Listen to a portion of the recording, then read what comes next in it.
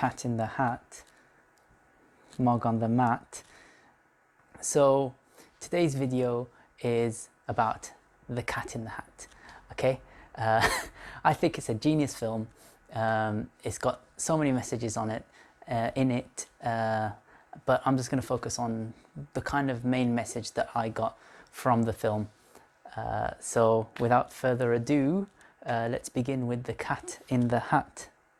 So Conrad here, who goes by so many other names in the film, but Conrad, he's just been faced with the idea of going to military school.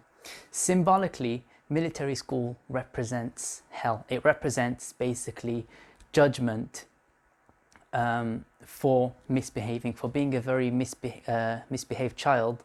You know, if you break the rules, if you're a rule breaker, you end up getting punished.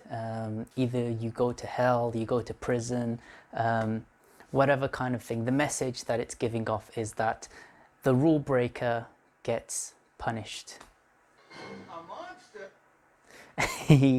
Yay! The cat has made it. So basically the kids are all alone. There's nobody else there. And what happens when someone is all alone? Their deepest, darkest desires manifest. In Jungian terms, this would be like the self or the shadow, the deepest, darkest parts of ourselves, you know, our desires and all this kind of stuff. In Arabic, it would be the nafs, or as an Islamic term, it would be the nafs. And he shows up when you're all alone, and he comes along, and something very interesting happens when the nafs or the desires begin to manifest themselves. So the cat, he measures the kids on the phonometer. It's a device that measures how fun the kids are. So Sally, the girl, she gets control freak. She's called a control freak. Basically, this is just telling us that she represents the agreeable side of our personalities. She represents kind of the mask that we wear, the persona that we show other people to show that we're civilized, in other words, socialized, and that we conform to the rules of society. She represents all the agreeable people in society, the ones that really stick to the rules, that just follow what they're told, and they put on a nice face for everyone to see. On the other hand, Conrad is a rule breaker. He represents all the people in society who break the rules, who don't conform. This can come in like so many forms. Maybe it just means that they don't kind of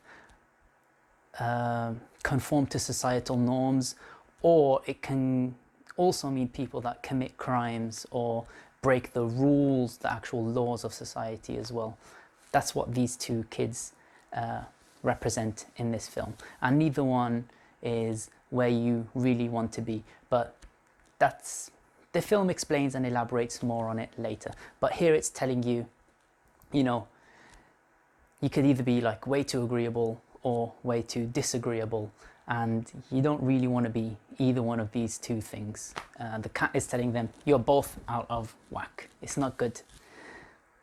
So the cat appears and he starts singing. He gives a musical number and he starts whispering or giving ideas of how to have fun, how to go about, you know, expressing and fulfilling all the desires that manifest when you're alone.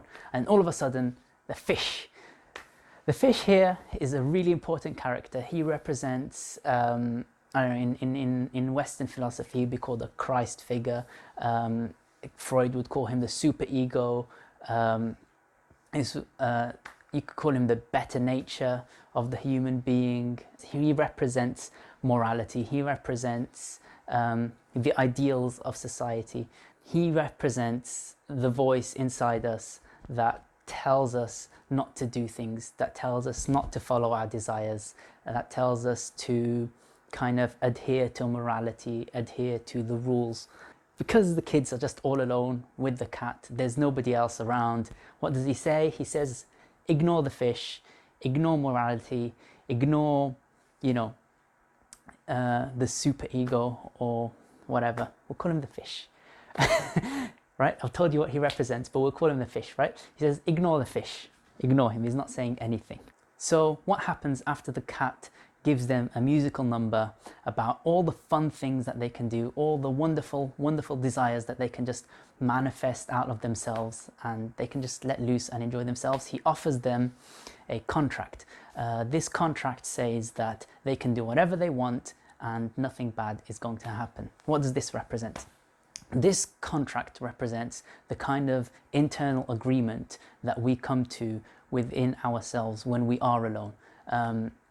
We kind of justify going against the better judgment of the fish, or morality in general, in exchange for having all the fun that we can have, and nothing bad's going to happen, basically. This is what this contract represents. So the cat brings out thing 1 and thing 2 from the box, right? This box is Pandora's box, right? It's Pandora's box. It is the place where the cat came from. It's his home.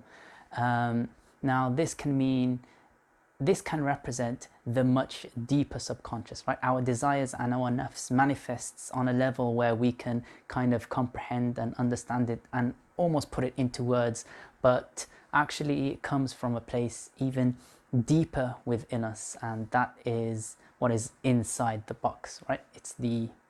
Represents the subconscious mind. So the kids, they lose the lock for the key that locks Pandora's box, or the subconscious mind, and they have to go on an adventure outside, and they do all this kind of stuff throughout the film, and eventually they come back home and they find that the box has leaked out into the home and created the mother of all messes. The big huge mess, which is the subconscious mind, has leaked out and manifested into the house, and it looks crazy, right? It has completely transformed everything we knew about the house.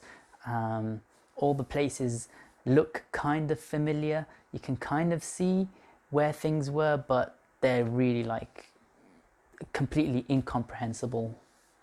You can barely navigate it properly. The cat himself describes the situation. Pure, unadulterated fun without any good sense or judgment.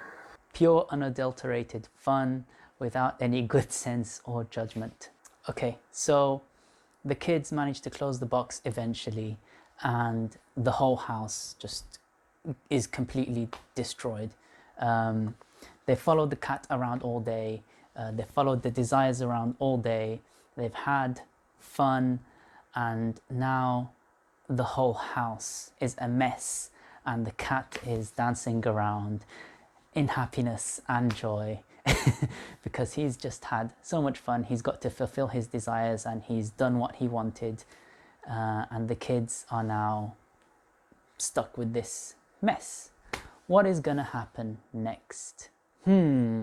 So the kids are left alone, and they are in a big massive mess, and they realize their mistake. They've kicked the cat out. They've told him, you know, get out, we don't want to see you again. You've caused us this big huge mess and you're not welcome here anymore. They've realized their mistake, they've made up, and they've both agreed to take responsibility together. And I think this next scene really shows the true message of this film. So they're about to face up to their judgment. Mum's going to come home and they are going to be in so much trouble. Conrad's going to go to hell, military school. Sally's going to get in trouble, and her kind of hell is basically actually being found out and judged by society or her mum for actually having desires and wanting to have fun. That's her kind of hell, and they're both going to face the ultimate judgment that they're most scared of. But instead what happens is the cat comes back. Now, what does the cat want to say to them? He tells them that in the contract it says that if they learn from their mistakes and they make up with each other, then everything will still be fine. And he brings out this machine and he eventually cleans up the whole house, makes sure that there's no mess and everything is actually fine. This is actually the core message, the solution that And the story that this film wants to tell everyone is that, sure, you're going to make mistakes, right? You're going to have times when you just follow your desires. You're going to have times when you let them manifest. You just want to have fun.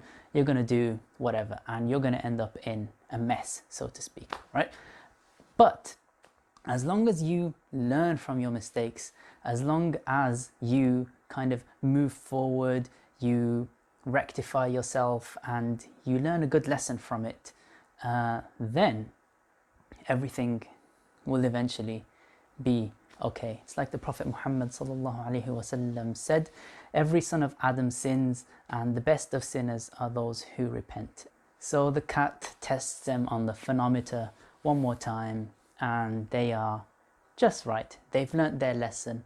They've learnt to find a balance between being too agreeable and being too disagreeable. They learnt how to have fun, just the right amount.